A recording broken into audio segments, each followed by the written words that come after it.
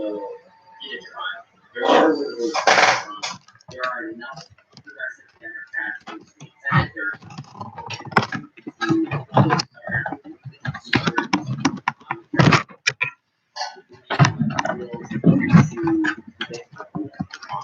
and the question is, Andrew Cuomo want to do there?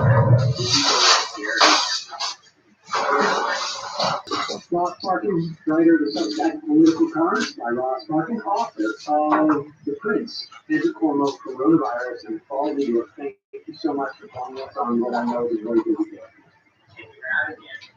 All right, folks, quick break. We'll be right back to wrap things up.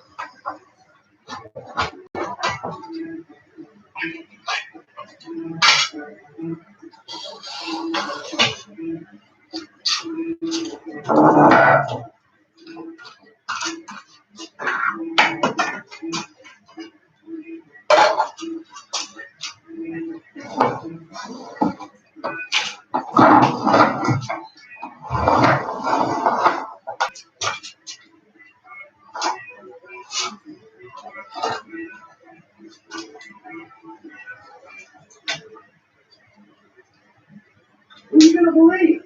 Who are you going to believe? These three women, the state attorney general's office, the investigation that you asked for, or are you going to believe Andrew Cuomo? Apparently, he is literally just been at the podium claiming that he didn't do any of it. None of it's true. It's all a lie. Oh, that's so hard to do, like the investigation that you called for. And now it's like people just see this. This is the first call. When the investigation comes and it makes You're watching on Peacock, we will say goodbye and see you tomorrow. And if you are not, we will see you now. And in a moment, we will also see you. Just a reminder, folks, is your support that makes this show possible. You can become a member by going to jointhemcgirlreport.com. Your membership helps keep the show chugging along. It represents somewhere around 91 to 92.3% of our revenue. We don't have to allow. Wait, what is the membership? I don't know, but it's wrong. But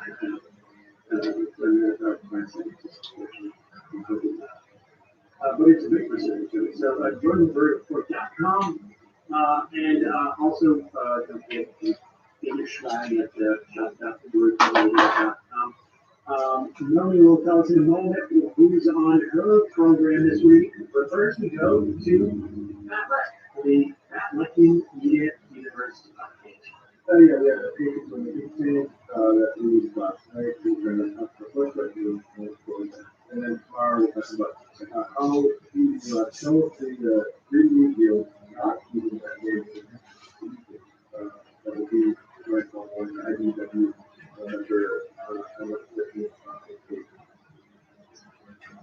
Melanie, Hi. You're asking me things I don't know. what's on your sheet? Who's on your Well, we changed the format, and we used to do daily, so when I come on the show, every show is on the show the same day. But it's just tomorrow. Okay. No, I know, for sure. We're two times a week, so this is me just being better and first hi. Where can people find you? That's as much as you're doing it, that's what you do. You can find us on patreon.com/show.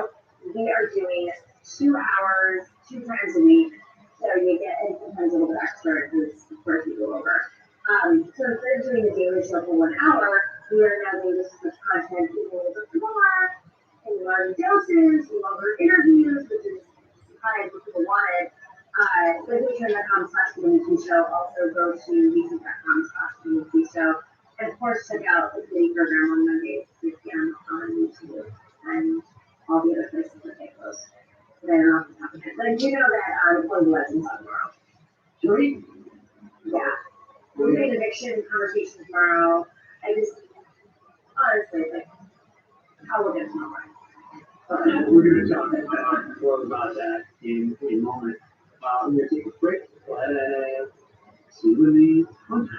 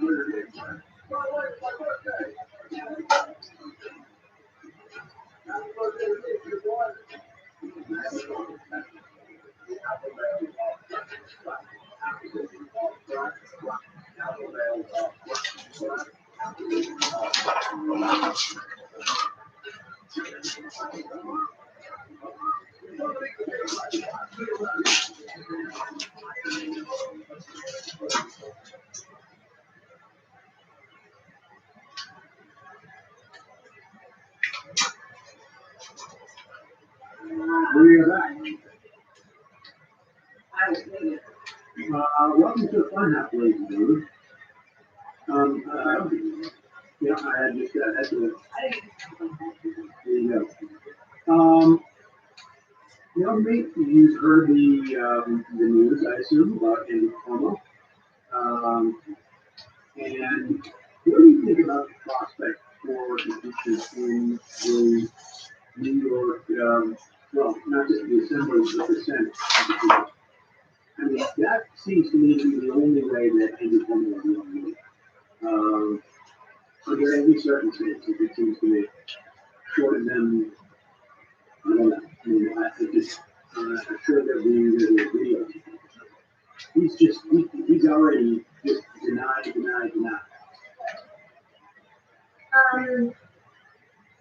admittedly did not hear last night's interviews, and I did not know the 170 pages or whatever it is. That came out about an hour ago.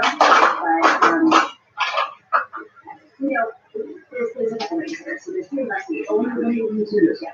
That, to the extent that, it came out right before the show, to the extent that I heard any details, he sexually harassed a state trooper, wanted his detail, who he specifically requested to be put there, despite the fact that the state troopers didn't feel like that person was qualified for that detail. I mean, yeah, Very. I mean, some of the details of it, unwanted rotate pussy huggings, and making appropriate comments, governor, blah, blah, blah. These were not isolated incidents, which James says there was a pattern of governor's, patterns of overarching behavior with employees and with staff, and the other state police, including the state trooper, as the investigator, and then one of them said that the secretary of his or executive assistant, he grabbed under her blouse and grabbed her breast. That was one of them. The reason why I bring up the state trooper is this, because this is a situation where, I mean, we all know, how these kind of accusations are generally treated by people, and people want to make sort of like, they want to be able to sort of claim the, people are not claiming the allegations to discredit the victim. And so it's going hard at it. But the thing about the state trooper is that this is not a situation where apparently she made it clear so that people around her, other state troopers, that there was a problem. This is not a situation where she is working for Cuomo. In other words, she doesn't have, a lot of times you want to quit, or something like this. She doesn't have the agency to quit in that instance, right? She is under a separate sort of chain of command and is being forced to, and I think like, in the fact that she's a state trooper, for a lot of the people whose first response is, hey, come on.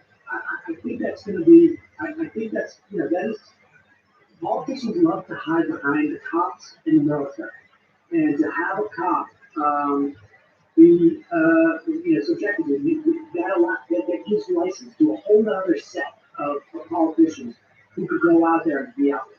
And with the state trooper, this was the incident where we ran the fingers down her back from the neck, the middle of the spine, say, hey, the state trooper. Guessing that state trooper, if there was other state troopers, obviously wasn't the Yeah. And another time he State trooper. right. When I get pulled over by the state for a speed ticket, that is all my first move is always now, put on the mask, and then I'm gonna go French greetings this. Yeah, just a way to break the ice. Another time he's gonna be 6 cheeks. Right? Off her stomach. Like, that's, I don't know why that's one of the most violating parts. But like, your stomach is just so, I don't know. It's like it's so intimate and wild. Okay, so there's, as far as I understand, there's 3 actual investigations that could lead to the outstanding of Antifa.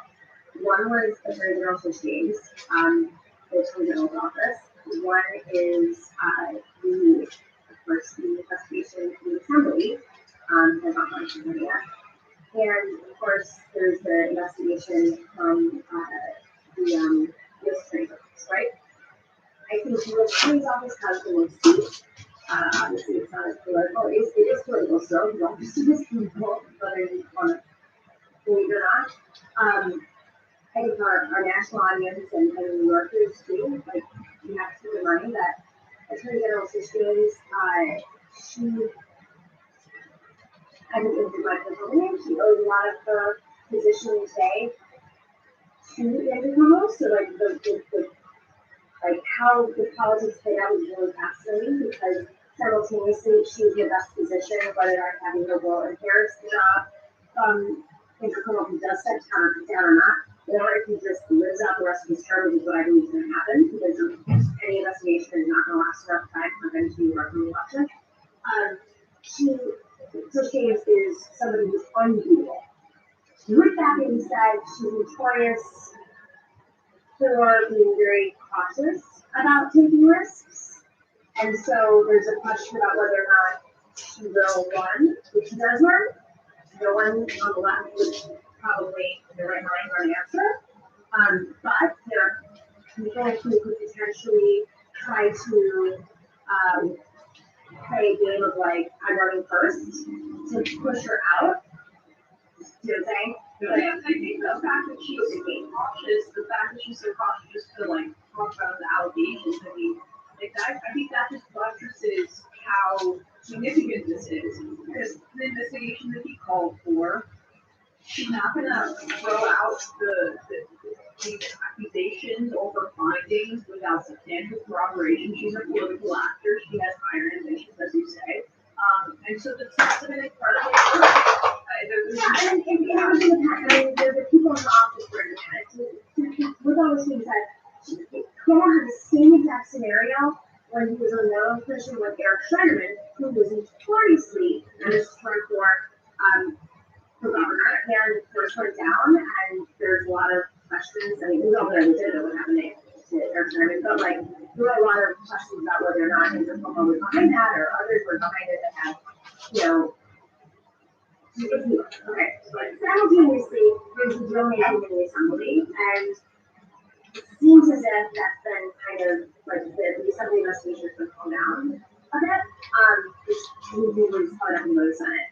This turns out this is a completely different scenario, and that has more to do with, remember that thing that happened in the nursing home investigation?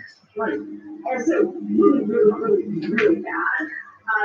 So there's multiple investigations happening. But I think what Cuomo is trying to do as a political, like he's not even, like, as much as we all, he's pretty young, he never said out. He never said out, guys, he's not 7 now. I've already, yeah, I mean, that's how I started this. I don't think there's any way for him to step down, except, he's a beast. But he's not really a beast, yeah, he's not beast. You don't think that's gonna happen? No, unless the numbers, okay, so we had to do a budget, right? We had to do a budget. Crisis, it was a budget and it was budget crisis. And the budget is always a crisis in New York because everybody's looking into Cuomo, unions, whatever. Some unions have pulled from Cuomo without a doubt. A lot of state senators who have more power have stepped up in opposition to Cuomo. Frankly, I'm looking into these statements today. A lot of them have higher ambitions, and I should. With that being said, his approval ratings need to get so low for him to feel. And his lowest, he's pretty low for him to step down. And I don't see him. I'm saying the pressure to impeach. No, yeah, but I'm saying his approval ratings are so going to be impeached. Comes from approval ratings. Well, he doesn't. What's unbelievable is he still just has the holdover based on deal making so many of these lawmakers in a way that I feel like just so it's difficult to comprehend. But I mean, that bums me out that you really think that these findings won't move the needle on impeachment. And what doubly bums me out is as egregious and obvious as these findings are, we knew he was a bully and he used reviews women to everyone in the state. But now that we know pretty much for a fact that this is reality, that this is what could have actually written it down, not the shuttling of seniors into nursing homes in the middle of COVID that resulted in tens of thousands of deaths. If that has, Ron King's been banging on that drum, but that's basically it. And we're seeing that just completely fade to the background. And I think that says a little bit about how we're. Well, it's fading to the background because the investigation is happening in a different agency that hasn't come out and findings yet, and it's of course not as salacious. They're probably, Lindsey Brown, a friend of mine, she's running for office. It legitimately happened. I'm not questioning that, but she's simultaneously running for office, so the lights were shining a little bit more. It's something that New York Times, they want to put out there. We've also done a lot of attention. One is just been investigated in a legal capacity, and the other two, Attorney General was legal. But she's also investigating the Attorney General's office is also investigating the nursing home scandal too. So, there's so much happening, but I think ultimately he's going to do what every politician does, which is wait it out. Don't forget this man was the Maryland Commission, which ran on to investigate public corruption in the state, was shut down by him, and he was entirely circled. And he was no longer in a circle. He's in prison now. So this is a man who's been able to rise through extraordinary investigations. And we don't think he can get through the next year and a half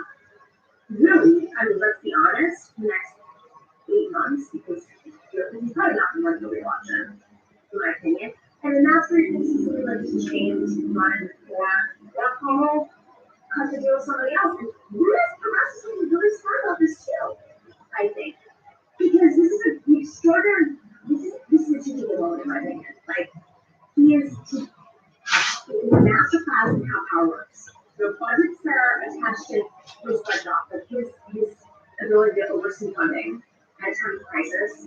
Your, you know, your salary is like, people who want to run for, progressives who want to run in the assembly right now, and they want to run against Cuomo, but like, there are people in the assembly who want positions, they in the Senate. It's really a massive class in power, and I don't know if that necessarily makes sense to everybody, but like, we should just take a breath and say, who's going to run for election against Cuomo? Who's going to run for Attorney General? Like, let's really understand it, what the implications are, and who's behind it. Yeah, it'll be interesting to see what progressive benefits. I mean, I am a little bit more convinced that impeachment has a decent shot there. We're just going to have to see. Suddenly, there's like, some state senators who bring from like new coliseums. Like, we're having a new, in District 23, there's going to be, a new coliseum in Greene County or something like that. I mean, that's the type of thing that I think we're going to keep an eye out. But I have a feeling, particularly you go into August, there's no news, and this is, if you're into Cuomo, you want this investigation to occur 8 months ago, or I should say maybe a year ago. You don't want it to come out now, where there's just sort of like news back to this information. All right, let's move on, take some IMs, and then we'll get some clips here.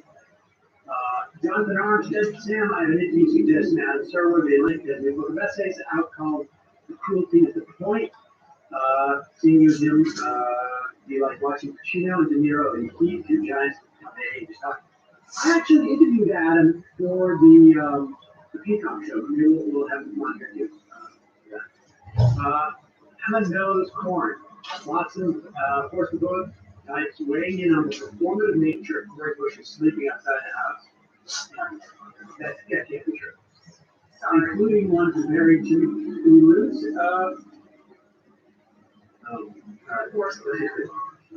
Including one comparing Jimmy Jordan Red Hampton to the end of the league solidarity.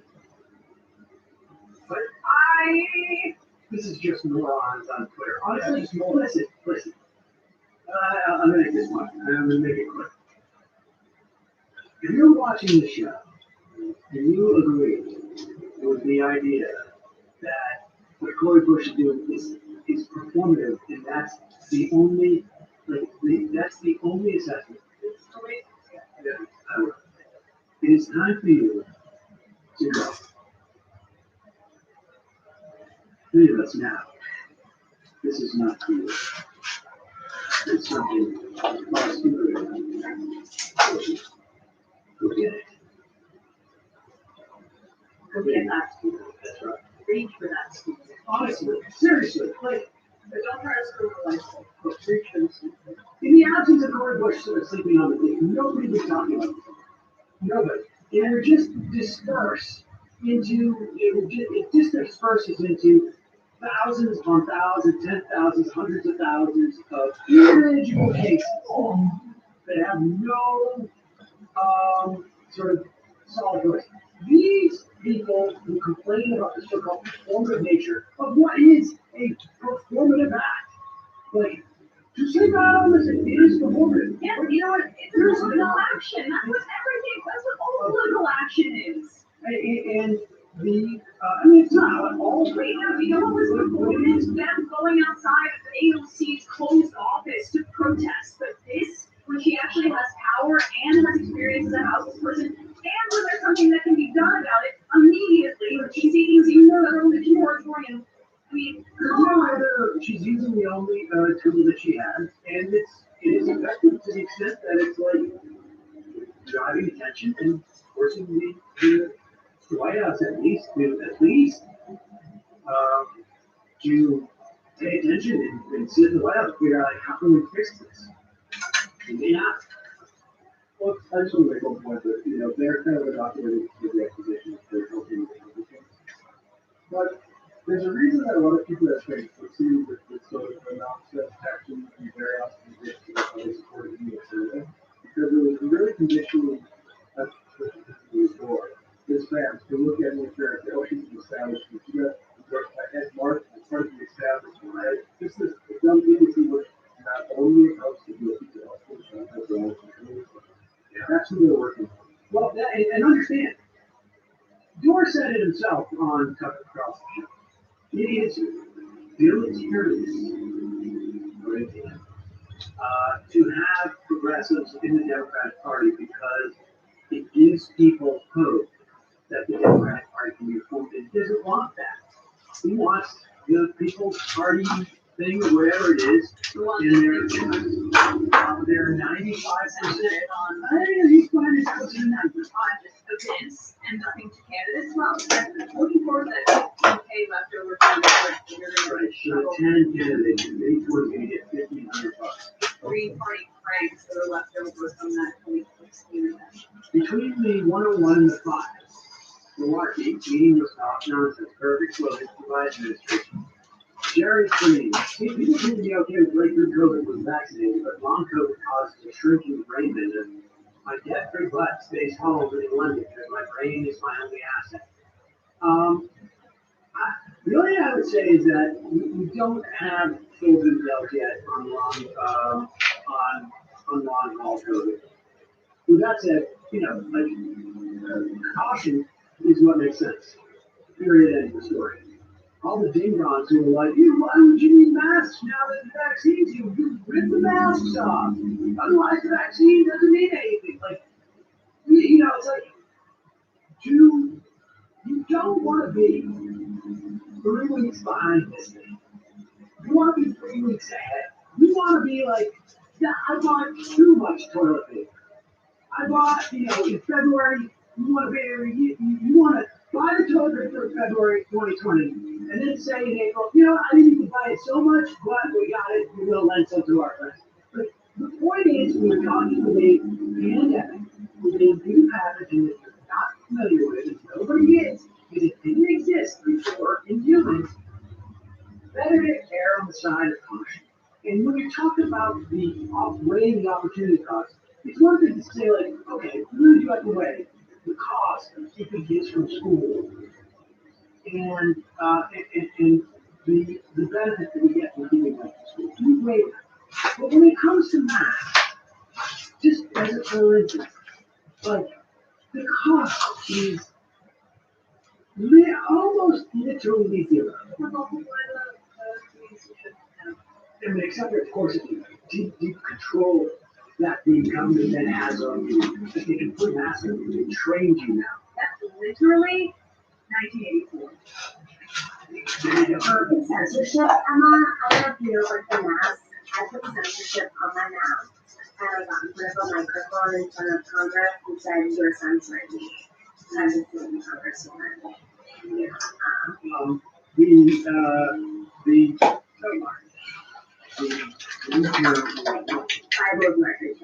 have muffled eyebrows.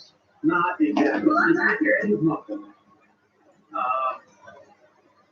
Over window homes lice. Over window homes lice. I got that.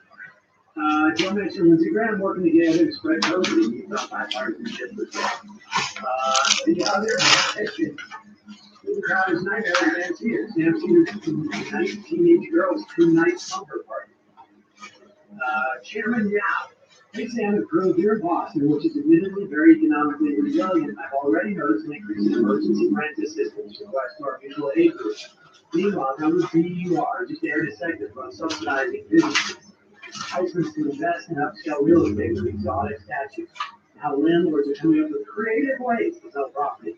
Oh yeah, and 2 Green Line trolleys collided over the weekend down the street from Phoenix. Ray, sounds like Eamon Hawk should make it a video Sam's nightmare. Teenagers staying at my house. Dave Rubin is silly. Sam, what's more destructive, a bunch of teenagers or a bunch of kids all age out there? Teenagers, I agree. It's just like the mask. It's just unbelievable. Josh from Tucson, dang it, Sam, listen to Magic Spoon at it, now I'm starving for some reason. Dennis Miller, Sammy Baby with these moratoriums ending, there's about to be as many homeless people walking around as actors and as David Lee with a film, Cha-Cha-Cha. Dennis Miller joke. Emma approved and signs. What up in our crew? I'm noticing growing frustration from the mass vaccinated with those choosing not to be mass or vaccinated. It makes sense because people want their lives back, and for this to end, well, a lot of them no maskers are being antagonistic and holding up progress. So that's the way forward. By the way, I'm in Louisiana. Hang on. I mean, it's a disaster down there. And Louisiana, Arkansas, really, ugly. Before we, I know it's kind of silly, but I sent this graphic, just put this up really quick. It's just an image of the NBC broadcast of Foremost Dresser, and the people that pay us off, so you're not supposed to mode, they seem to own Formula 1 a little bit by accident. They're the split screen of the Olympics as well, and next to it they put there's some Google ads, and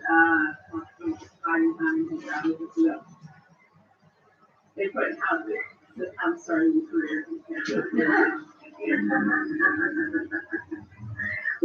Also, he's really dying his hair, guys. Check out his hair. We completely got that into Louisiana. I'm sorry, but this is weeks of insecurity. What is he doing? Super tan. What is this? This is not normal for him. I said no. This is not how he normally looks. What is going on with his hair, guys? I don't know exactly where. Like a little G-ish. Yeah. Like a helmet. Yeah. Well, I mean, he's out there, and he's also trying to books, and he's a little worried. Selling books, single, looking for the homosexual. I think he's other the juice. Clearly it's not working. All right, let's go into some of this these clips here. Oh, well, here's Matt Walsh of the Daily Wire on Monday, talking about how oppressive this eviction moratorium is. So you are telling people that they're required to keep people in their homes, on their property, who are not paying for the right to be there. That's what the government declares. If you're a landlord, and there's someone on your property, in your home, who is refusing to pay you, refusing to compensate you at all, you must continue to pay for them to live there. You got to pay their bills, you're paying a mortgage, you have to pay their rent for them and allow them to stay on your property. That is not slavery, that's forced labor. Where you're being forced by the government to pay someone else's rent for it on your property. Because it's unthinkable. And yet millions of idiots will defend it. Can you pause it for On a the second? basis of compassion. So, like, this is another part of the conservative project where there's a take, right? There's apparently a finite amount of resources in the world, and somehow if the landlord isn't making income on this property that they own, that is taking away from you, regular citizens. And who is the one that's taking, right? I have a clear picture of the person who's not paying their rent, who's maybe not participating in society. That's like where he goes. I mean, that's not the reality, but that's the straw man that conservatives create in order for people to feel like there's anxiety about an eviction. What I understand is like the co-opted slavery. And in a way that's like, and we've been doing this in multiple forms, but it's really getting to a point where the landlord is the slave to the government. How about this? The landlord, who, as we know, is super powerful and gives a lot of money to the government, why don't we, I don't know, try to get some sort of, like, we're kind of, because everybody wins when there's a rent relief, when there's a mortgage relief, like, everybody wins. This is what I understand, right? Who are they doing the video for? The owning property is slavery. Well, Everything's open. The reason why these places, because they have tenants in there and they can't get the front of the the rent. I'm sorry. He's not about the rent. This is like theory at this point. Like, I really don't believe. Well, 5 years, maybe 10 years. no, I think you could turn around probably right now and get it up the rent in a lot of places. In the South, not in New York. Not in New York. I don't know. It depends. It depends on where you are. I mean, I don't know. We're seeing an influx in the South where like people have gone down there because it's warmer. You're also seeing it in the suburbs and in rural areas and in the Northeast as well. I mean, so there's a big opportunity there to bump up rents. I think, and landlords who don't think that they can bump up rents, maybe they're not going to be as quick to do it. I mean, not every single landlord is going to pick their tenant that can at this point, but a huge number of them are. And the bottom line is, this is not slavery. This is thank you. Like, I mean, let's address his comment first. There is no labor associated with it. Yes, you're carrying the cost of this, of the getting rent, which of course is not just the same amount as wage, but then you will never rent it in that instance, or you're renting it for profit. But the point is, you're going to get, we do have mortgage relief. We do have mechanisms in which to make landlords whole, and money is in the system that is coming towards coming to landlords down the road. Part of it's all held up at this point. But the idea that it's slavery is just, I'm sorry, it's absurd. It's not slavery. They want to equate having sovereignty over your own body and having an ability to sort of dictate what you do as an individual as the same as if property has those exact same inherent rights. And as if property is a human being. And property is not a human being. And it is really just their notion of elevating property to the same status as a human. It's also just like there's in Sweden and in other Scandinavian countries, they have tenants unions that negotiate prices down and make sure that a lot of the prices of housing and rent in those countries don't get above a certain threshold. So in Matt Walsh's view, the entire nation of Sweden is filled with slaves. Anybody that works in well, I would imagine that the members of the union are part of the slavery system as well, but anybody that works in housing is a part of the slavery. I also follow sort of like anything that's historic because there's a power in the equation. So being in Greece where like everything's predatory and like that could never happen in a million years where property it's I even with Bernie, like I have a really big issue with anything that's related to Nordic countries because it's the power of it's the financial power and the predatory in other countries in the South and in a whole different What it could be.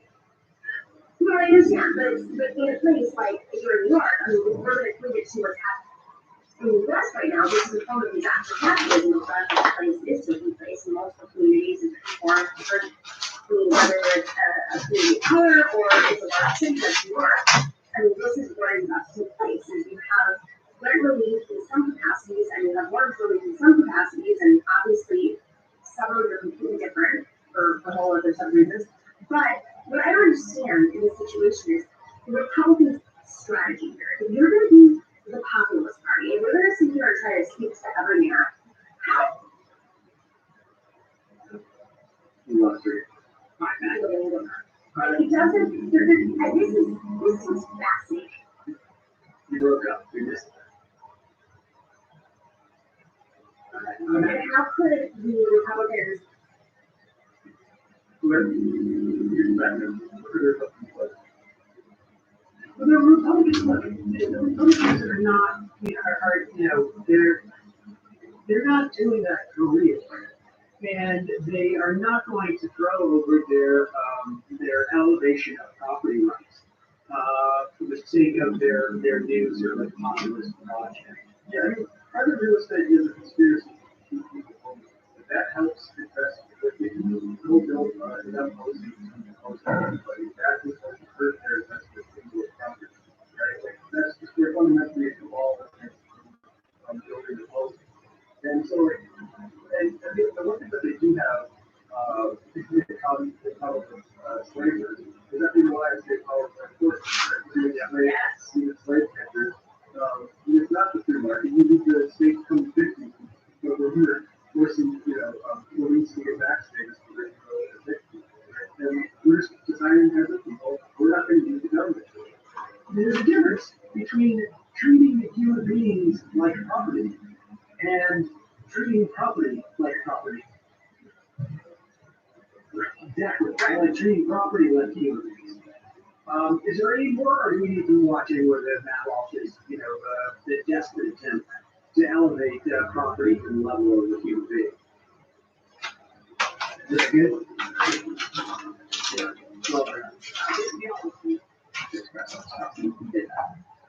Well, let's look into the, I don't know if you know what's happening in the infrastructure business.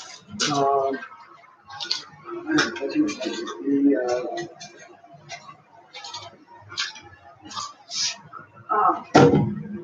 I mean, it's on sound, but yeah. Yeah. let's do that. This is, as you know, right now, they seem to have settled on the Portman Cinema bill as it stands now. All of the major things that were sort of roadblocks would seem to be resolved. And of course, the idea now is that the right is going to embrace this bill.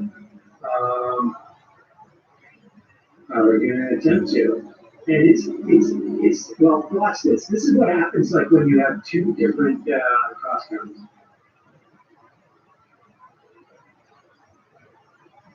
This is clip number 5. Reuters describes this as a glide path to the 3.5 trillion tonight, and they're right up of this, Senator. So your response? So a couple things. It is a person in my state stuck in traffic who's fearful of their home's flooding, who wants to have a better job, that actually would like to make more money, that doesn't make a lot of money now, would really like this bill. I talked to Fox News watchers, they love this bill. Now, is it someone who's wealthy? Perhaps for the wealthy, this means less. They have chauffeurs, they have private jets, they can fly here and there for flights. It's the people who live in the unknown who are at risk of flooding who like this. I wish we could hear Ingram more there. But Senator, you the cross current they have here. The problem they have is that there is such a wedge between two of the members of their basically their constituency. They have the lunatics who are probably still like now 60%, 70% of the party who are like, we can't do anything. Anything that is done that accrues to Joe Biden is bad, right? Inherently. Even if it puts money in my pocket, it is bad. And then there's the other 30% are like, I want taxes cut, this and that, but I also want roads. It's a bipartisan bill. I love owning the list, but that can't be all we do, right? Well, yeah, it's like we're not getting taxes raised, and they're gonna fix my stuff. So why do I want to do this? And the problem is, Go as far as after Trump is given the cash. exactly. And Kennedy is trying to sort of hold on to that 30%. We're just like, look, my taxes are raised. I'm on board with this. And Ingram is like, no, this can't happen. And this is, if they can pass that $3.5 trillion bill, that's what is going to be so beneficial about all this. It is going to tear the right apart. Now, from a political standpoint, the better part is going to be that it actually brings material benefit. Right. But it is going to be very Also problematic. popular, just the concept of infrastructure is generally popular. People like roads and something that. No, I like roads. I mean, people know that their infrastructure sucks too. That they ride over bridges that aren't safe. Play number six, this expensive, hold on, here it is.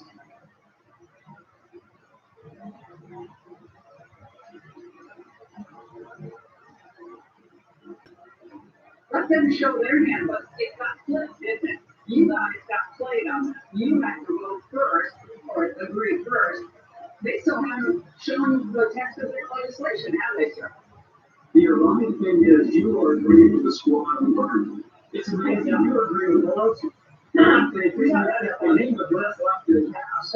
And somehow you are trying to make it, if I may, if we make that bill less likely to pass. Look, if we sink this bill and you marry them together, it's more likely to pass. Okay. That's just what simple logic tells you. See, you better, Right, following, you're, you don't follow, so you don't follow the Wall Street Journal, National Review, yours truly, any number of people online who are writing about it. It's been seen for like 35 years. Makes it hard to pass the 3.5 No, trillion. no. They know it's a very solid. Make them show their, you made it easier, but make them show their tax. Yes, will you tell us everything? They can't even have it out. $110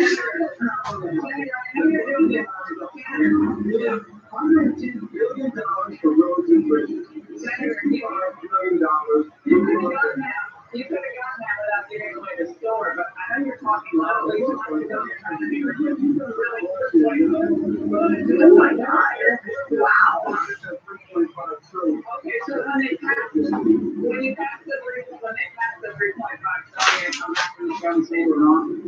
Oh, so in some even though we've not yet, I'll come back to the show, but even though we've not got possible, it still happens somehow this is the right. Now, we're topic is speechless and we know that. All right, Senator, we appreciate your coming on. Well, not speechless, fake, false. I mean, that's it. That right there is what I'm talking about, right? Like, yeah, I mean, Kennedy's right.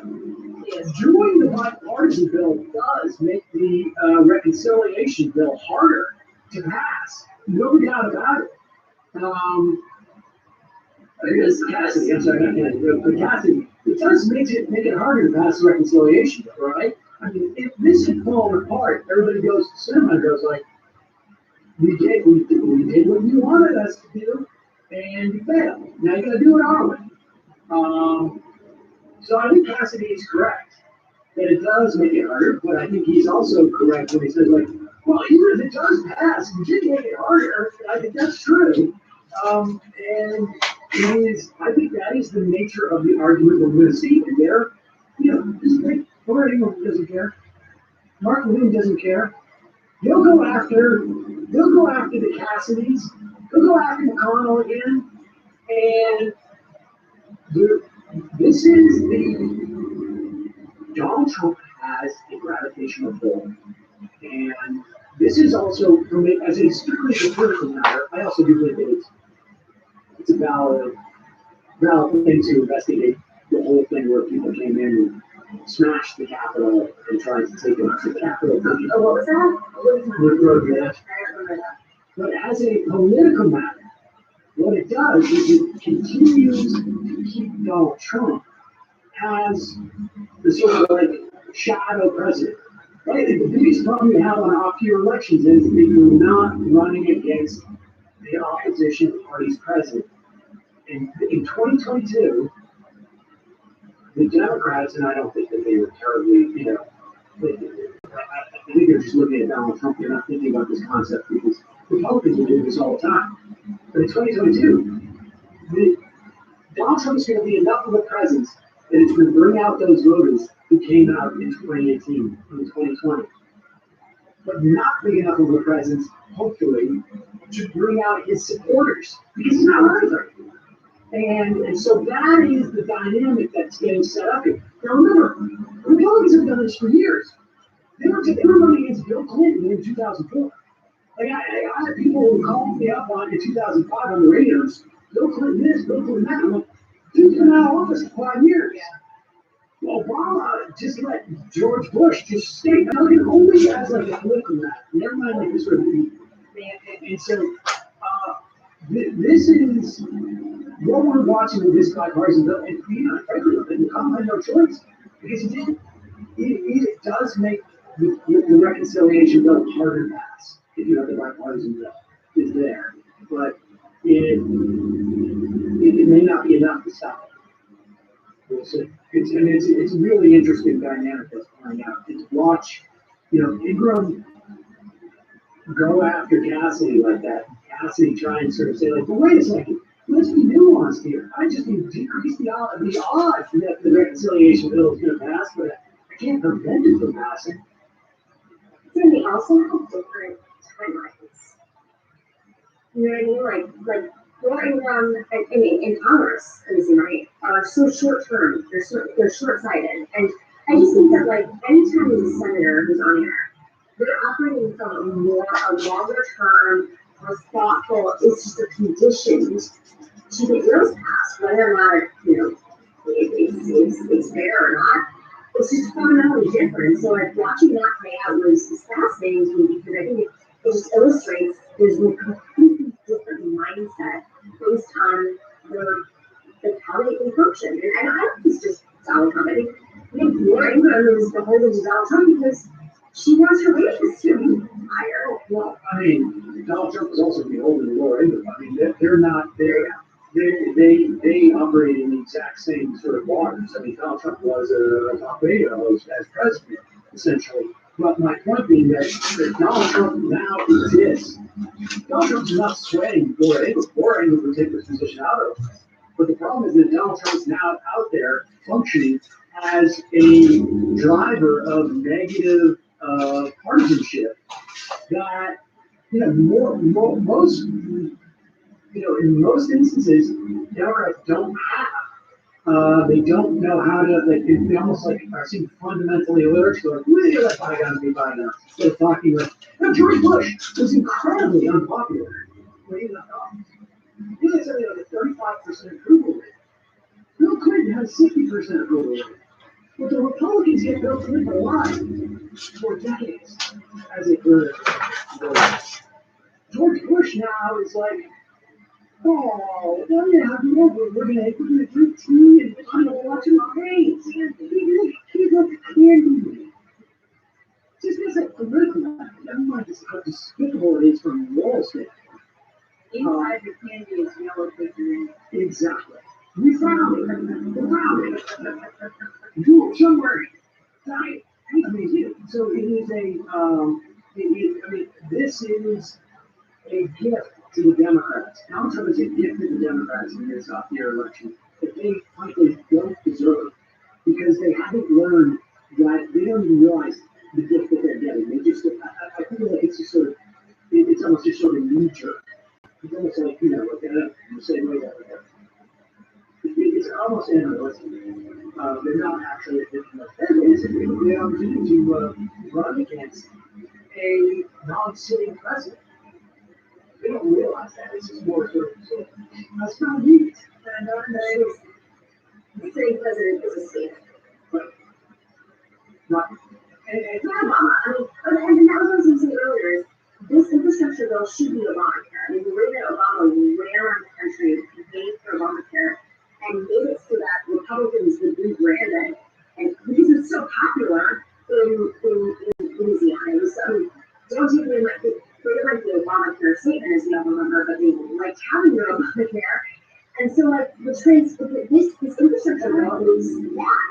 And Biden and Kamala Harris should be doing what Obama did, running around the country, and they can't, because Kamala Harris is sadly not as popular, and Biden is a speaker of the bill. So, like, what are they going to do? How are they going to manifest this? We don't have Obama in office. I don't. My recollection of that was not. I mean, I guess they did go around and do it, but it was not. It was deeply unpopular. We did a massive campaign for Obamacare around the country and run it past that way. I mean, the Democratic Party put their money into it. But simultaneously, people in Kentucky once they got their Obamacare, they didn't like the name of Obamacare, because they didn't they like to come out and get Kentucky Connect, but they like, yeah, as long as we don't get the Obama. And it wasn't, Obama tried to hold off on that thing associated with it. They did it because they wanted to basically tell their people, like, you really want black hair? You really want black hair? No, you want that black hair. And they tried to co-opt it like 4 years too late. But yes, but I also imagine that once they pass it, they roll out. You don't need to, I mean, like, look, the bottom line is, there's one vote. There's one vote that you need, and it's Kristen Sinema. And the question is just like, you know, does it help or hurt to go to Arizona and campaign? I don't know. Honestly, I don't know. I don't know. Like, do you let her have a performative, like, I'm making this a $3.4 trillion bill? I mean, you gotta sort of wait and see what she's coming to the table with. What if she prints a bill on Thanksgiving? There you go. Now? Some, Do it, or, you know, with a tie-dye statement? I don't think the hearing form, those like the hearing. Yeah, right. I mean, the reality is, like, honestly, like, Arizona is not what the nation thinks of it as. It is an extremely, it's a split state. The independent party, the independent faction, it's not even party fiction, it's not here. It's far more progressive, it's far more anti-establishment, and I think what she's doing, what people are not really like catching on to, is she's playing into the anti-establishment aspect. She's not actually playing into the conservative aspect. It's putting anti-establishment, not in a cool way, like in a modern day, under 40 anti-establishment way. And that is what the Democrats and progressives, when they're protesting her, are not understanding in deepest place. Like, she is trying to strengthen that and build herself. It's becoming I'm not making, but like, the reality is, like, if you have a protester, you have to say, like, this is the person who's preventing you from surviving this economy. And that's all she's about. That's it, the economy. that's my point. Does it help to have Joe Biden show up there as the example? I'm guessing probably not. And so that's why I think you're not seeing, because it really comes down to that one vote. I mean, Joe Manchin's going to vote this reconciliation bill. I'm quite convinced. They'll argue about stuff within the interior of it, but it is, you know, but she is making a show, and the point is that, like, the more Joe Biden goes down there, you know, whatever it is, 75-year-old Joe Biden goes down there as the beacon of the establishment. That's what I'm saying. Like, she gets value in being resistant to it. So on some level, you just sort of like let her shadow box, and then she tires herself out. And maybe you lose $100 billion or something like that, or it's just hidden or something, and that's the end of it. That's why.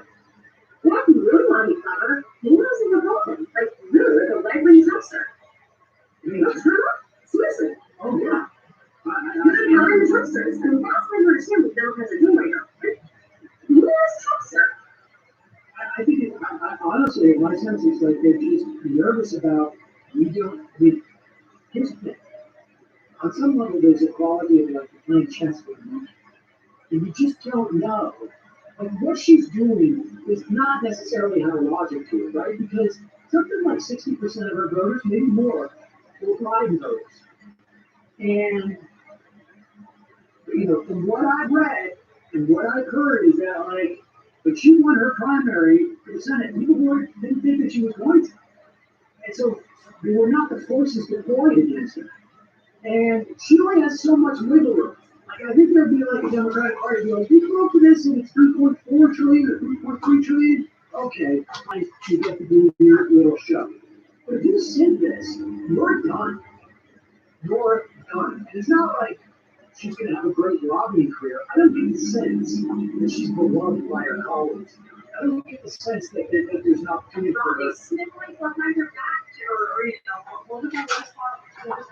She's not going to be About on how she loves, how she never like, they're saying that stuff. No, I don't get the sense that, like, I think that she has a lot less latitude to play with than Manchin. People love Manchin. I mean, that's the place that everybody lives. Well, you know, Manchin fits well West Virginia better, or at least that's a red state and not the Democrats are going to elect. And there's more wiggle room in Arizona. And she wants to do this before. She's looking at all this. This on that. Plus, I mentioned one of my reporters too. Like he's beloved. Like we as progressives just like love to stand for them. But the reality is in the Beltway, there are these relationships, and reporters love management because it's charismatic, because he's transactional, because he is. And here's the dude who doesn't have that. She's not the biggest at much. Management is. So I guess we'll see about that. That's why I'm not convinced that them going out right now and selling the plan nationally, as opposed to just being quiet about it. Because I'm sorry, you just even look at that exchange between Eber and Cassie.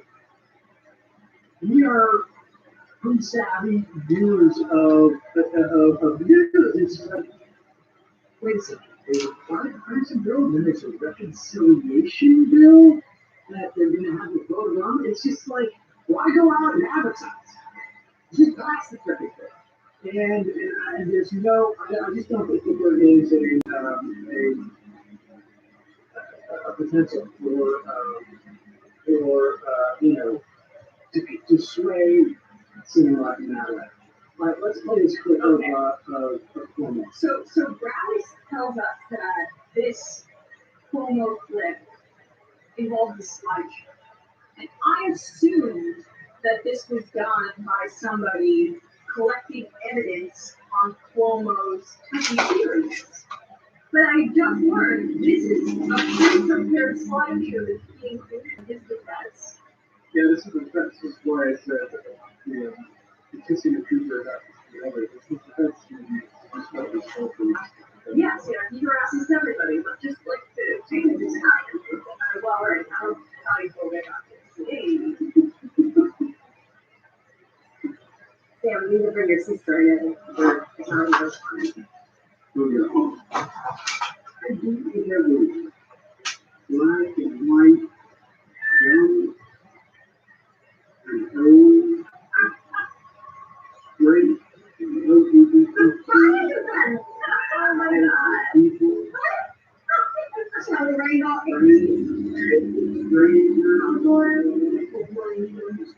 all this stuff. That's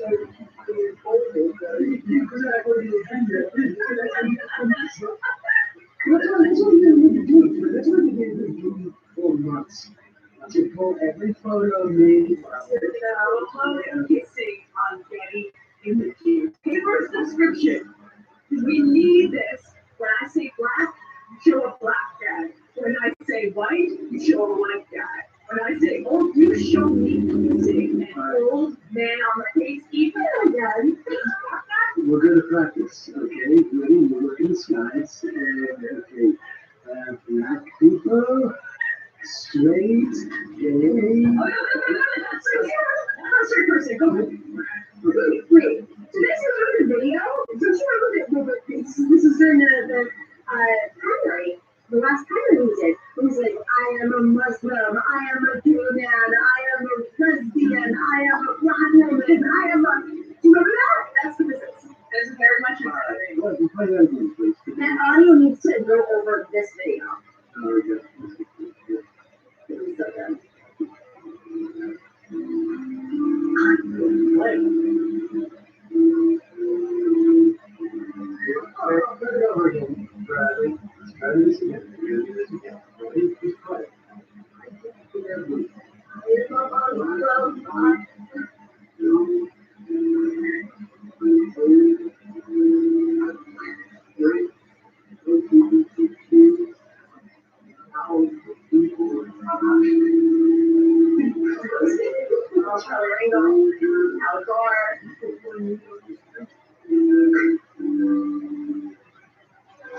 Arrest everyone. That's not what we do before this. Just to go up and greeting people over affectionate. It's a pattern of touching people. Why do you put up state troopers, National Guardsmen, community, Air Force, Marines. For two. I got a little, you know, my Italian heritage. I'm very grabby. I thought it was a meatball. Cable guys. National Grid repairs. Everybody got a couple of them grabbing the outboard, those couple of passes. Here I am, cutting the outdoor stalls. I do it to everybody. Here's me putting my finger from the top of the good dog's neck right to the smile just there. Look at what I did for him. Look at the tongue. I was using a finger here. Look at my tongue. I was deep into his ear. Look at that. Look at everybody. And everybody. And the answer really was, like constant war, which you can be like, I'm an Italian man, I've never done that. And that should be his response, to out him for being like, listen, we Italians, we respectable Italians, we don't do this, we do that. And that's like everyone is right, there's like this war between them. They should have set up a picture in doing it. Yeah, they've been like, look, these are new puppies. I do, look at that, we need to make out of that puppy. And that's a straight look. I'm searching the belly of a dog. I'm kissing a pussy on a campaign trail and my assistant on her chest. It's that. Same thing. Doing- How do you Scratching the dog, scratching this, look at that. Well, he has no racism in his creepy sexual advances. It's black, Asian, gay, you know? He's real with everybody. That's pretty I impressive. cannot believe that's real. I love that I exist in a world where I'm allowed to witness that firsthand and understand that somebody put that together and thought that was a good success. But what beauty there is in this world, right? And so what happens when your inner circle goes, I don't think that was of heavy material, but it's still it's a big use. Right, exactly. The ones that are on the floor, they'll probably do nothing. Right. Yeah, I wouldn't do that one. That one is actually canvas. That was not supposed to be in there. That was not a fast shot. You're right. I would say exactly. No, we're not going to use the security camera footage. That we don't want. this is actually Jesus. Story too of like somebody I know who almost did. This From her husband.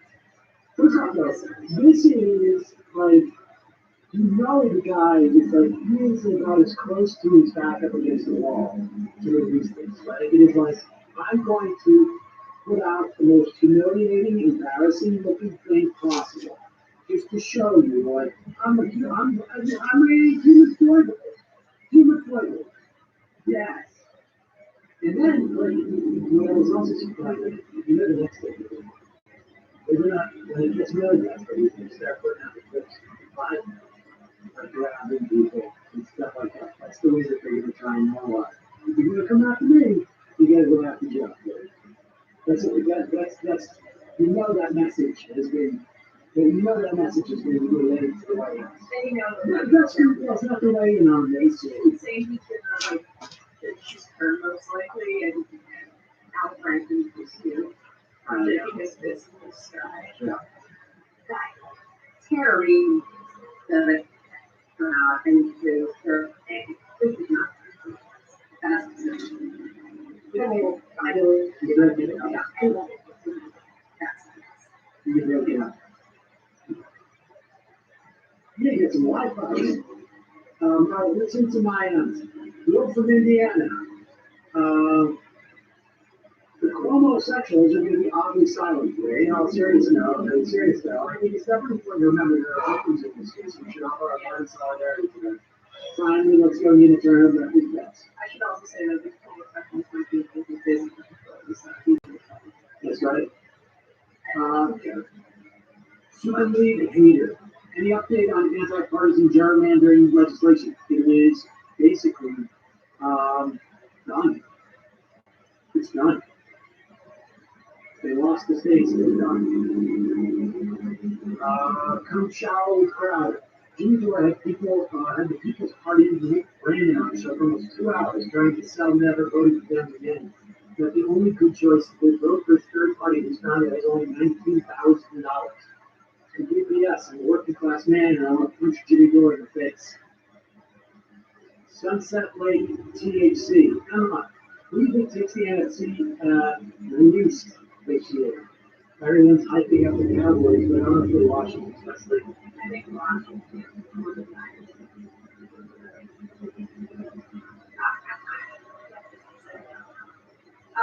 The Cowboys don't have a good enough defense to think that's going to be significant. Like a real powerhouse. They have issues with defense. But Washington's very well rounded, unfortunately. But when was the last time there was a back-to-back World Series championship? I don't remember. It's been a while. Charlie Cook. I just got a Moderna booster shot today, just through Walmart. No idea or anything required. You just claim this will be my first shot. Seems like boosters imminent and wanted to beat the drugs since I'm high risk. Turns out, though, telling friends that many had already had this idea. More concerning how widespread strategy affects national vaccine visits. I wouldn't be surprised if you start to see, like, some of the, you're talking about 500,000 again. I don't know if people are rushing. There's a large cohort of people rushing to get their shot. Maybe. Well, I'm just wondering what happens when my self-serve tax expires, right? Like it says on here, like on my wallet, that my vaccine expires on, just literally plugging your info and get it out the wall.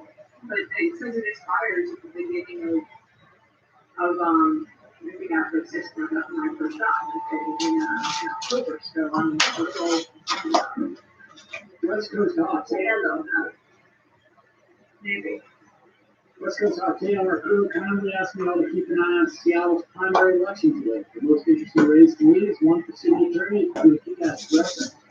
TK all day, and it's kind of coming down to something racially charged next door post. In my opinion, it would be a better barometer for how to define what we should do in any marriage or we'll check that out. Probably just keep an eye on that. Joe Snappy. So with the homeless population set to increase by 1,000%, we should decide what the modern criminal goals we can call an impartial Biden myself. What do you think we should call it? No kidding. I like Biden birds. Biden bird. Biden bird. I like Biden bird. Sterno. I'm sure New York did a better job handling COVID than either Cuomo or Newsom. Never hear about it, though, because of how New York City happened to media. Check out the fight that broke out at the Giants practice today. Not there yet. You're not tested. Remember the Cuomo defense. It's absolutely fine. I rub my testicles on my face. I do it with everyone. Black, gay, white, LGBTQ, people living on the street. Political people. It seems ridiculous, but this is actually working with a lot of parties. It is just disgusting. Alameda. Sam, you don't have to sell swag in the store. I can hook you up with some cheap mids, so hit me up. I don't know what that means either. Jimmy Dore. Just so you have a surprise guest, and people have to tune in to find out who the guest is. Yeah. Boom.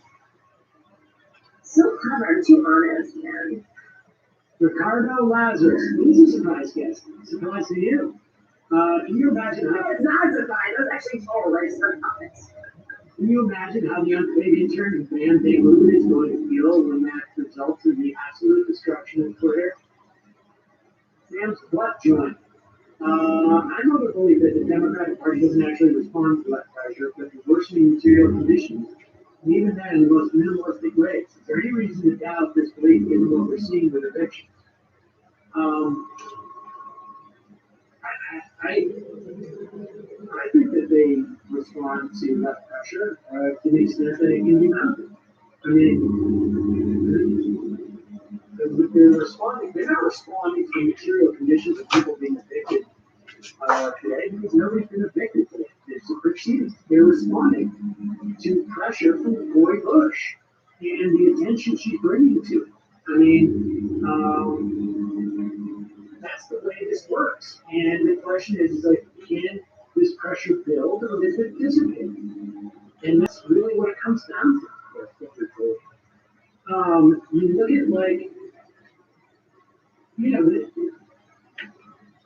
you look at what's happening with antitrust in the administration. That's a function of pressure from the left. I mean, I guess it's not antitrust isn't necessarily left, right? But I perceive it as not exclusively, but I believe it is. And certainly, the pressure is coming from the left more than the right in terms of this antitrust stuff. You know, didn't have to make the idea of making Rita Khan chair of the FTC, like, I did not know, right? I didn't hear anybody. The idea of the guy, Cantor, the DOJ antitrust lawyer, Cantor, I can't remember his name, but that was a position that people thought, like, oh, they're going to balance out Rita Khan with that position. They didn't. And it's basically because, I mean, I think a lot of this, particularly with a guy like Biden, he doesn't have a clue. And by that, I don't mean like he doesn't, he's oblivious. It's just that, like, he doesn't care that much. Well, so you sometimes don't care about these issues. So this is the political question. But the Democrats that want this election they're trying to go through and hope that it doesn't reflect voters. Right. They don't want the political blowback. But they know that our brand suffers, and we can't do that. And that's the way that works. But I think in a lot of these topics, like, you know, Joe Biden he's got like a portfolio. And anything outside his portfolio, it's sort of like a wash. I mean, on some level, like, you know, Bernie Sanders did not have a big portfolio of foreign policy. 2016. He had a sense of American history, and he had a broad, sort of like anti-interventionist, anti-imperialist perspective. But he didn't have like, he didn't deploy or invest any resources in developing a broad foreign policy. He was really a shop who was interested in foreign policy. Well, it's just about what he was focused on, because I think to a certain extent he thought, I'm never going to be in a position to deal with it anyways. I know my broad principles, but he was more interested in specific domestic kind of issues. I think Joe Biden has a whole bunch of stuff that he just doesn't have a strong opinion on. He has some broad. But it's also like the times have changed too. So his conditioning is not reflective of the crises that we're facing right now. And so he's had to actually shift into some more progressive policies that, you know, maybe 40 years ago when he first came into power. But I also think that, like, the way you shift is just like, you're like, I don't have like a huge dog in this fight. But the people around me, they're telling me it's important to go that way. So okay, right. I mean, I think it's like that. They're, you know, where you run into problems is when they do have a dog in the fight, and that's where the pressure, you know, that's where it's very good. Well, and the elections is really interesting because you're seeing a lot of like Democrats that come from big cities that maybe not as progressive on a lot of issues. Might be progressive caucus, may not be. They decided to fight on that most progressives wouldn't. But for like, you know, whether it's Israel or, you name it. Jimmy Gomez, for instance, showed up. He's from Los Angeles. He is a progressive caucus, but he's been more on foreign policy, pretty conservative, like fairly conservative. So he showed up to fight for the eviction moratorium, ending the eviction moratorium, because he's a Los Angeles council member who represents a district that's like deeply influenced. And this is, I think, what we're going to see. We're going to see more allies who are willing to oppose president, which, I mean, yeah, you're opposed, and that's what here's well, just Barbara Lee opposing you out there. Yeah. You broke up a little bit during that, but David Sirota is reporting that real estate billionaire dumped $1 million into the House Down super PAC from a big cash to speak of what's the political machine just before the moratorium eviction spot. Which one? I don't know where it is. We can check that out. All right. Sam's Butt Joint, can I ask everyone in the Georgia Book family to go sign my change.org position to add homosexuality to the DSM-6? Emma Positron. Hello, Sam and Emma. Can I get a chauffeur from my grandfather who passed away today at the age of 93? He was strong and sound mind until the very end. Rest in power. Sorry to hear that, but it sounds like you lived a good long life.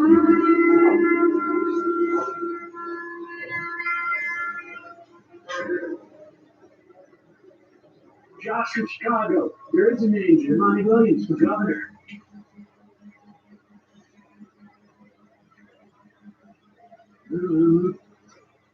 Really cool. What is Cuomo's term up? It's 2022. Yeah, for mine. Thank you. Dude got out, and I never do this, but my God, I mean, he just makes things up, and it's getting really frustrating listening to her every day. What do you mean she makes things up? What am I making up? And that's so interesting about that. Tell me, what were they making up? Thank you.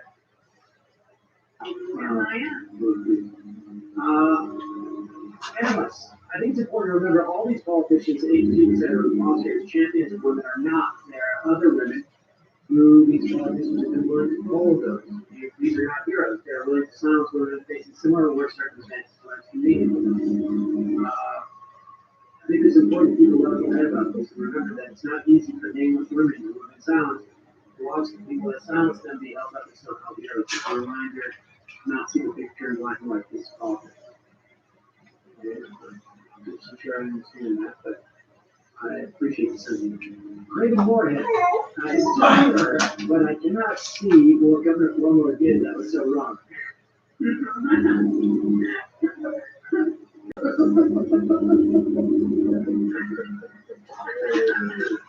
Susan Sarandon. Folks, meeting this morning, I was the only person in my phone place who heard from a handful of friends that this was their experience too. I don't know. I don't know the dynamic enough in that district to know, like, does a low turnout help Nina? Does it not? There's no way out, right? I mean, I'm not probably not. you think not? I actually don't think it's either or. I think it's one of these, it's such a high profile race, and Marcia Bush's been in office for so long that, like, it's not like she's sneaking hacking. Like, it's not like, you know, Joe Crowley was out to lunch and, like, and AOC coming and have organized. They know Nina's going to shine. They know, you know, they know that everybody is coming into town and who's going to organize, and they have to put the money in. So it's, I think it's actually a more traditional race, like, in terms of, Argument. yeah, sure. Okay, we're gonna do 5 more days and then we're gonna get out of here. Ryan Cole. Isn't all protest performance to some extent? Oh, you just both said that, never mind. You know, a lot of those people are just like jumping the gun. These are some hats. They gotta get them all their hats. Fluffing agreement pillow. The purpose of the Democratic Party is to neutralize politics with left and to coalesce and collapse to the politics of its right. I don't think that there is anybody who has a purpose in the Democratic Party. I think there's limited leadership of it. Yeah, I mean, but again, the Democratic Party does not exist in nature. It is just who the people are at that given moment. That is correct. He was popular. We were in charge of it. Me and everything and like Jersey and I thought that was our shit. Like we were just like one persons. Jay, Sam, can you try to get Professor Steve Keen on the show to talk about economics of climate change and their private debt? He's very interested in promising similar spaces that we help.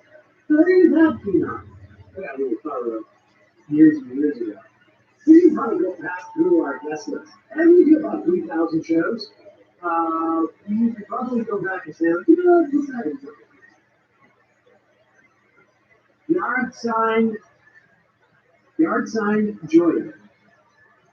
Oh, yard sign Enjoyer. How should Charlie Erica debate critical race theory on some foolish show tonight? Any advice for everyone's favorite weird-looking incel degenerate? Also, do you have any advice for Vouch? Wear a mask. Personally, that would be my advice. Maybe it's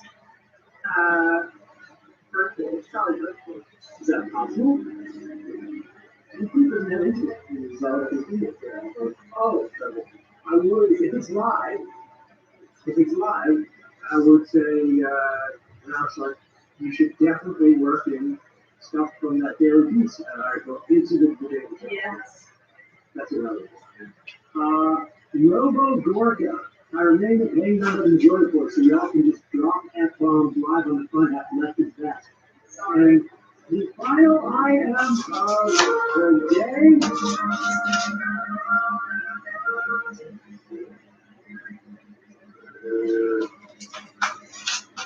I'm happy now.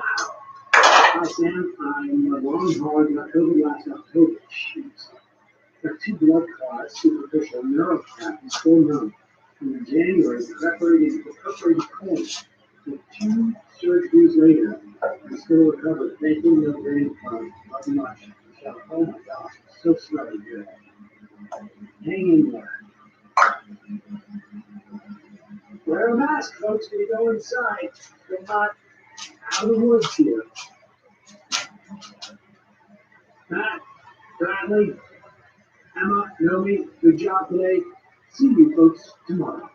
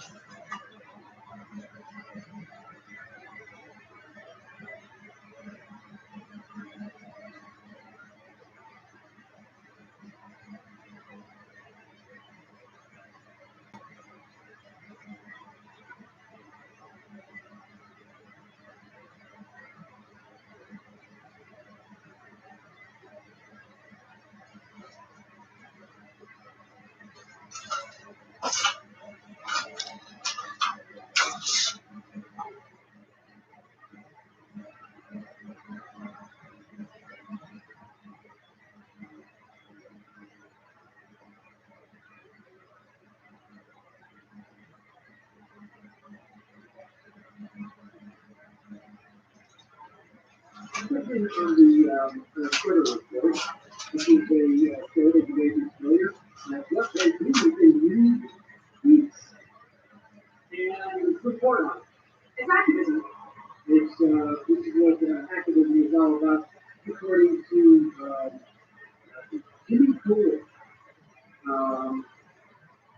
Here he is. This is a Jimmy Moore, where he's, I guess, mad at, this is based on a tweet that Emma did. Emma, what was the nature of the tweet? I guess I'm just responding to these protesters who were outside of the President's office. Not outside of Pelosi's office or even from Guy because Progressive Caucus, but outside of the AOC's office, it's kind of the just a little ground. And so this is a, they cannot give up on their failed tactic to force a losing vote on Medicare for all, which ostensibly would identify who is against Medicare for all in the House. Now we know for a fact that at least 110 of the House members have not signed on to the Medicare for all. So we know at least 110 of them. But presumably, this vote, which everyone knew would fail, because of course the Republicans get the vote too, would have smoked out those people who don't support Medicare for all, even though it would have been what is known as a free vote. In other words, I can vote for Medicare for all because I know it's not going to crash on really secretly.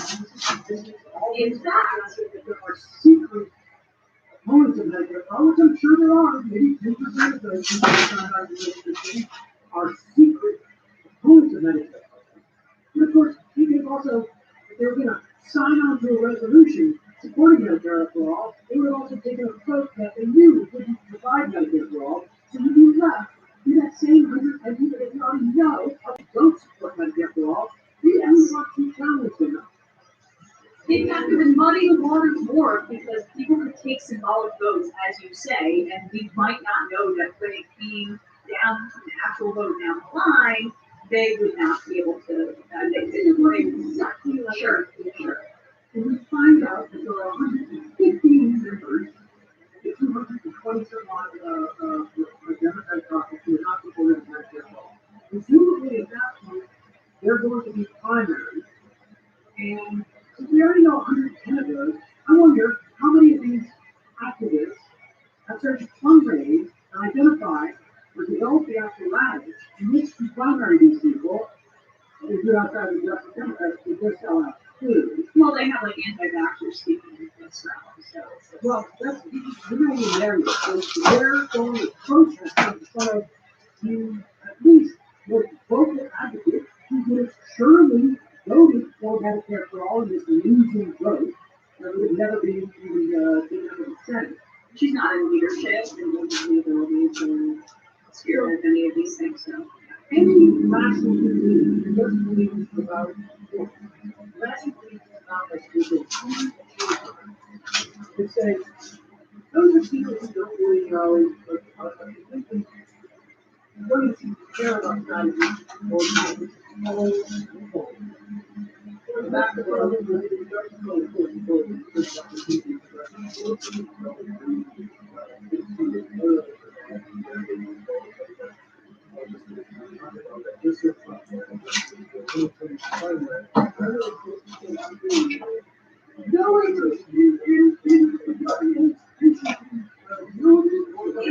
It's about going after the stronger. Like,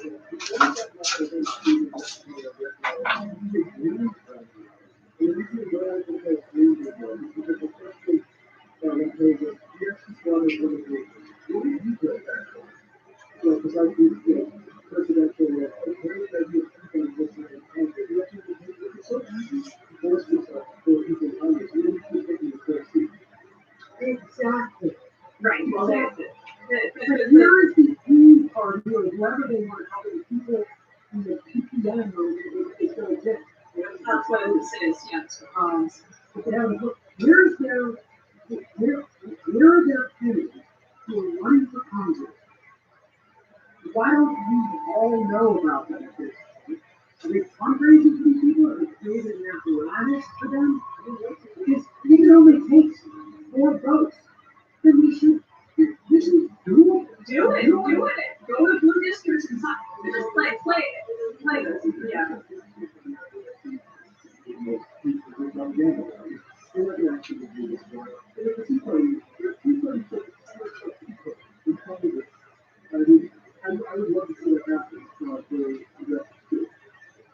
Okay, so let's play this.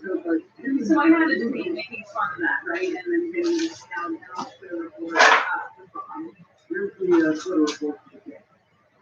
Emma Bigland says this. She goes, there's no way about this.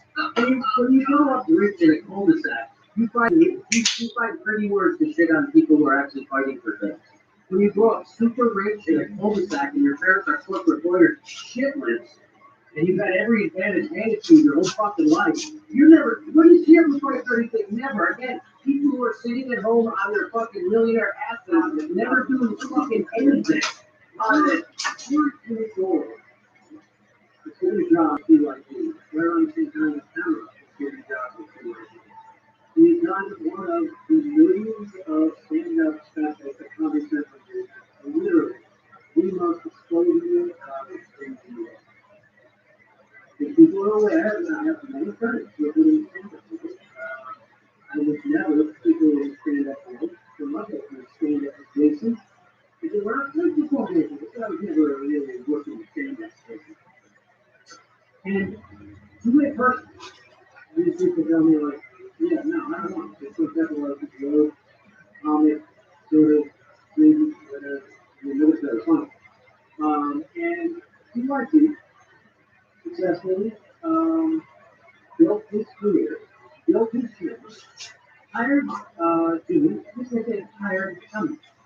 So Yeah, by the way, I don't know what, right, I was, my parents, which they're shitless, which, you know, like, yesterday, my mom has, you know, done fundraising stuff with her school over and I was thinking about that. They certainly were not in any orbit near TYT. In fact, the job? no, I applied, I got the job, I worked with, Total Freak and Jordan Sheridan and put in a ton of time, and worked for very low wages, and I shouldn't say that. I mean, I should say that I was an intern, right? So I worked really hard, and then they gave me a job, and I loved working there, and they treated me right. Yeah, my point is that Jimmy was very, very briefly situated in New York, in close to PYT. He inherited the camp. They took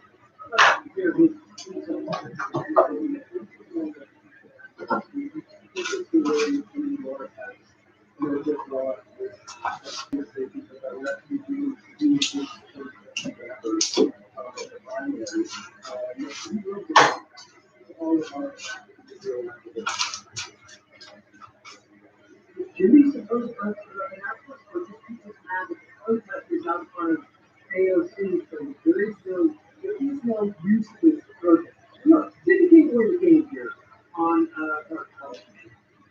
He sees it as a negative that there are progressives in the Democratic caucus because, according to him, it gives the people the false sense that there is an opportunity to grow that progressiveness and to have the Democratic Party's future. And of course, he's talking about Medicare for all. But to be clear, Medicare is something that was passed by the Democrats. I'm not saying that this is the same Democratic Party. But the point is that, yes, it's conceivable that we could get to a place where there is an expansion and that ultimately Medicare for all becomes. That happened now? No. The leadership clearly is no doubt happening. But they're still alive and they're old, and it may be different than a new crop. Jimmy is more interested in the People's Party that exists as an email list, essentially, at this point, because it promotes millionaire assets never doing fucking anything. Anything. And it's experience sitting in her $24 million studio wagging her finger at other people who are actually out there pressuring politicians. She says there's no understanding of, but did Jimmy not get paid? And you talking about this $20 million investment at the CYD. Yeah. What's paid Jimmy for time? Yes, exactly. I mean, it's interesting. Like, he didn't bring any of this. It was the same thing. He didn't bring this up at the time when he was working there, taking the money. But, and another thing which is interesting, like, he talks about how, oh, what are you doing? You're just sitting in your studio.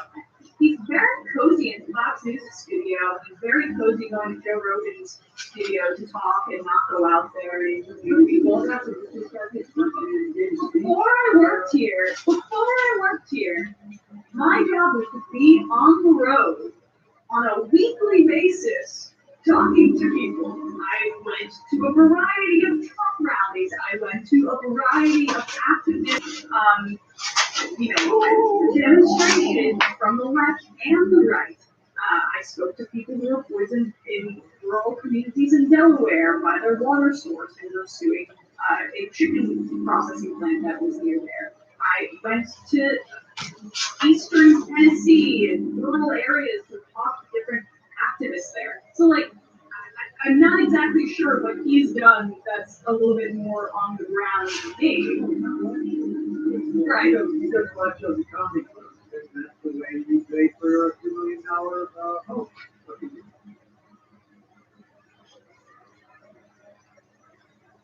She says there's no understanding of how goals are achieved historically because these folks are being misled by red brown alliance media figures, sapping them of energy and cash.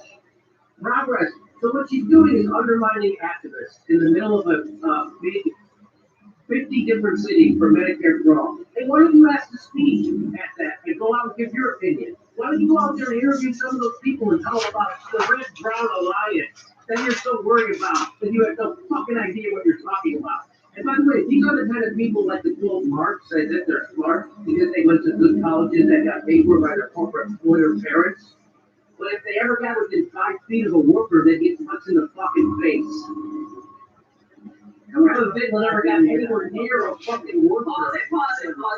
What's interesting too is his opinion of working people or just people in general seems to be quite low and lower than me. And as I said, I did a lot of work in the field, never was punched in the face, spoke to a lot of people, so sometimes the interviews were a little bit contentious, never punched in the face. So I don't know, why does Jimmy dislike working people so much or have such a low opinion? Well, no, it's Jimmy likes it. Or he's imagining me getting punched in the face by somebody who is exactly what he's trying to do. Here's the thing. Jimmy has been running like a little house for over 5 years. He reports his wife occasionally on Twitter. And he's been running like a house. And people can go back. I'm going to put a link in his YouTube description of the original debate that we had. Back when I decided, Jimmy sort of did walk or whatever, on our side. And people can look at that and know that he's been running a little sleeping house. And he knows he's a friend. And he knows he's listening to my voice right now. Not exactly this way. Not saying it goes down. I know he's listening. No. Jimmy, you're a power. You know it. I know it. Everybody else knows it. You want to be a tough guy. Be a tough guy. You want to show what life is listening.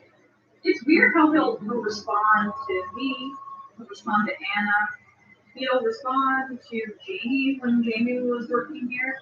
He won't respond to Matt. He won't respond to you. What is the through line I'm seeing here, huh?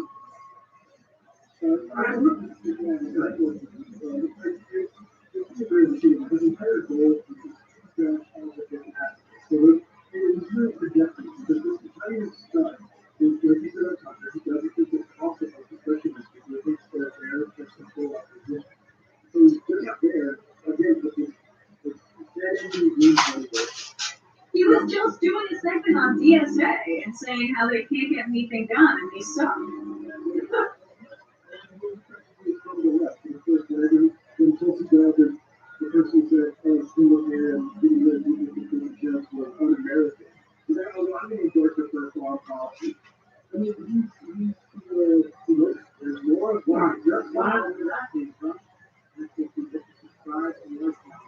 Thank you.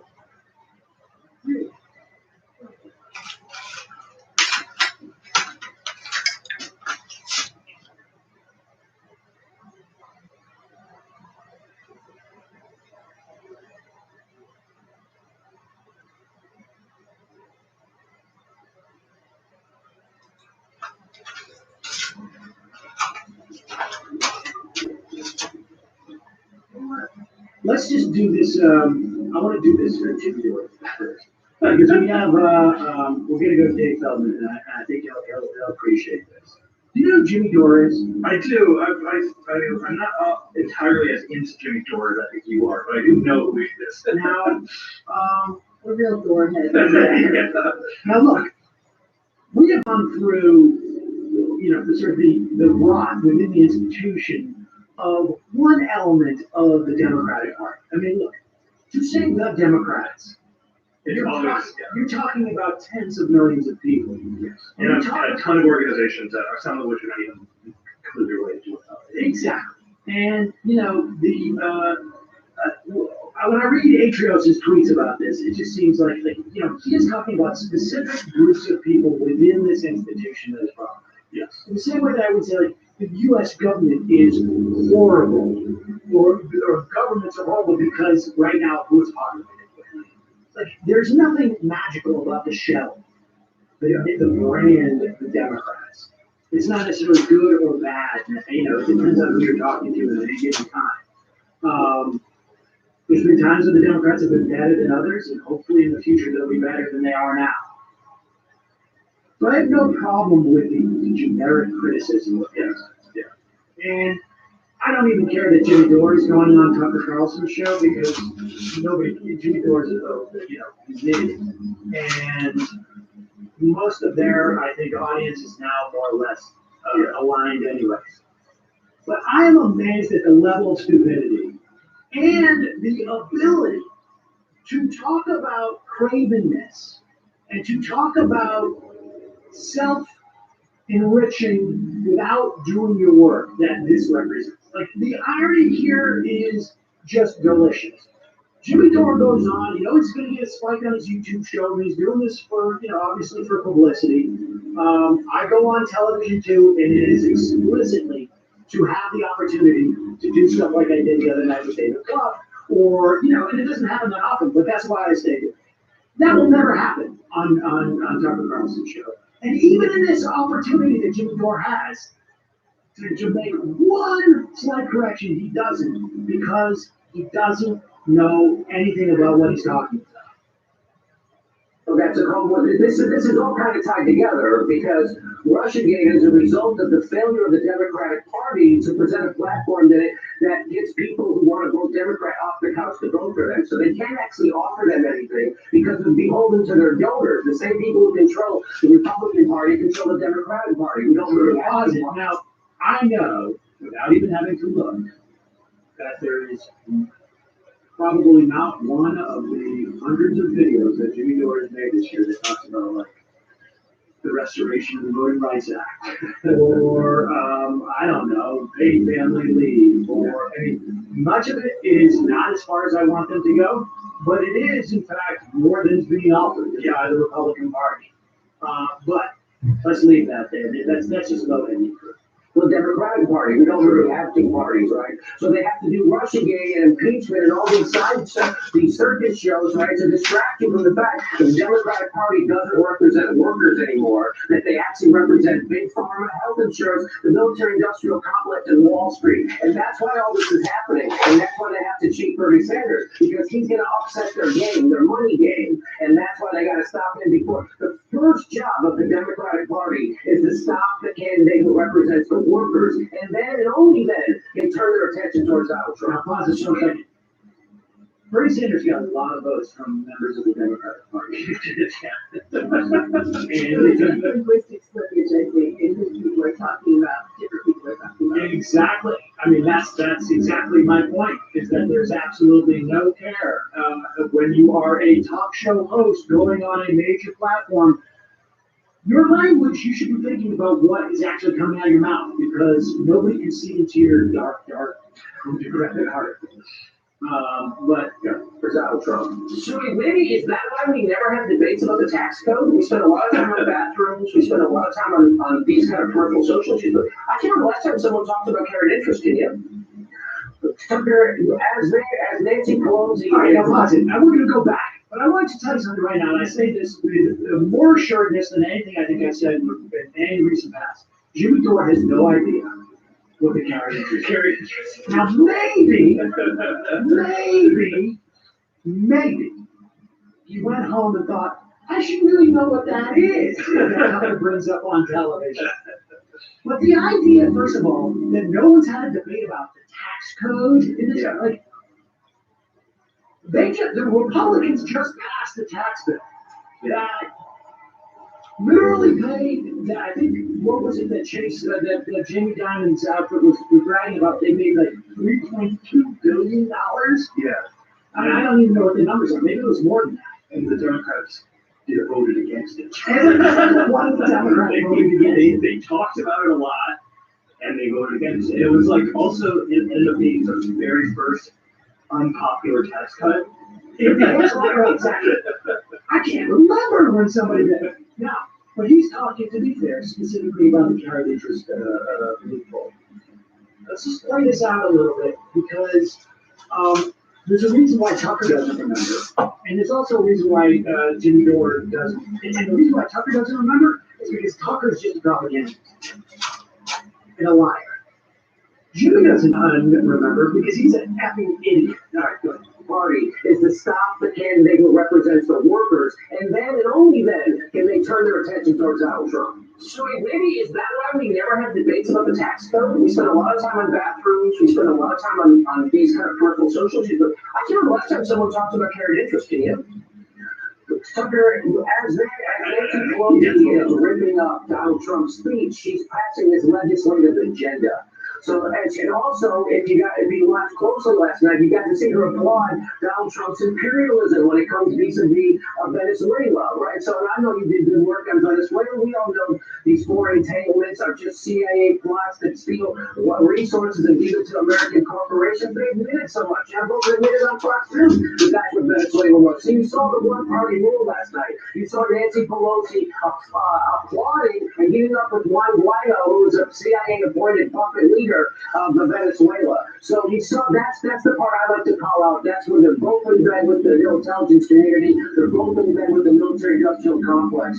And so yeah, you're right. We're not talking about real things. We're talking about rugby. We're talking about our own to the Ukraine. We're never gonna talk about why when the Democrats had complete control of the government, they gave us a right-wing healthcare plan anyway. Oh, maybe it's because there aren't really two parties. There's one party in America, and they're both controlled by big business. All right, check it out. No, I missed whatever John Bolton heard when she said the CIA does coups for resources. I think he did say something about that, but I think, I am glad that there's that criticism of Guaido and Venezuela and Nancy Pelosi for doing that. But you can go up there and say, actually, no, I do know what the carried interest tax is. It's when hedge funders basically are allowed to pretend that they're getting a capital gains tax rate based upon money that they don't even own, essentially. It's money that they're getting paid. But gosh, why don't the Democrats do anything? Who can remember the last time that happened? You have the screen grab of when Tammy Baldwin introduced the bill that is, here it is. Tammy Baldwin, a Democrat from Wisconsin, and Bill Parcells from New Jersey reintroduced, because it was introduced by Democrats, the Carried Interest Fairness Act on Wednesday. This was just 8 months ago, maybe 11 months ago, 10 months ago. Who can remember the last time the Democrats voted for carried interest?